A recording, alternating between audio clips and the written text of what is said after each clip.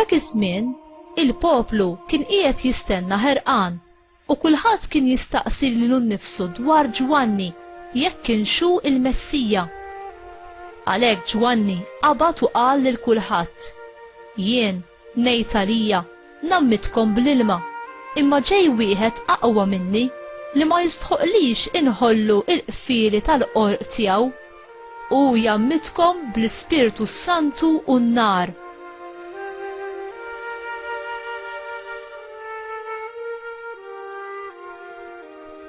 Ġara li wara li tammet il-poplu kollu, Ġesu tammet ukoll u waqt li kien qiegħed jitlob is-smawiet infetħu u niżel l-Ispirtu Santu u der fuqu fis-sura ta' ħamiema u mis-sema ġie leħen jgħid: Inti ibni l-Għażiż, fik sibt il-għaxqa tiegħi.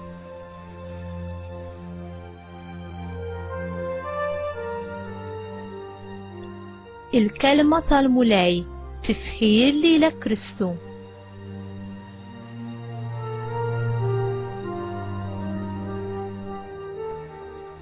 Inti jaraft il-ferħ ta' meta tissottometti ruħek lill-Alla?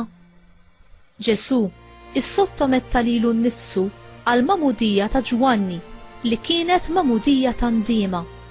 F'din is-sottomissjoni umli tiegħu naraw bħal fdell li dak li kien bla dnub kellu jagħti ħajtu fuq is-salib bħala prezz tal-fidwa għalina. B'din is-sottomissjoni umli tiegħu Ġesu joġob bil-bosta lil Missieru tas-sema li jsemma leħnu u jirreferi għalih bil-kliem: Inti ibni l-Għażiż, fik sibt l-għaxqa tiegħi.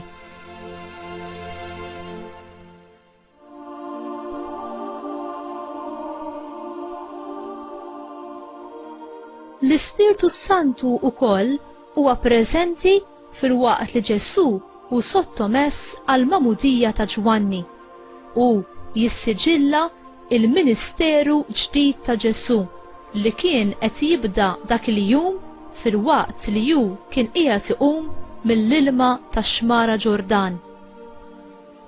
Aħna lkoll imsejħa biex nimxu fuq il-passi tas-Salvatur tagħna Ġesu Kristu.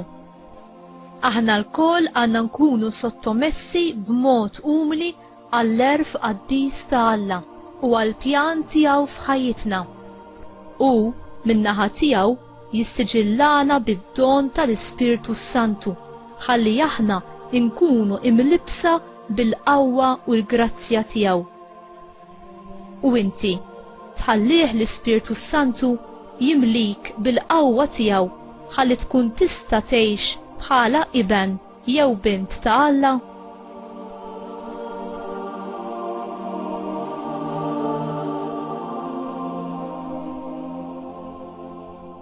Mulej, imlini bl-Ispirtu Qaddis tiegħek u ħeġġeġ lil qalbi bil-fjammi ta' mħabbtek ħalli nkun mimli bil-ferħ tal-Evanġelju.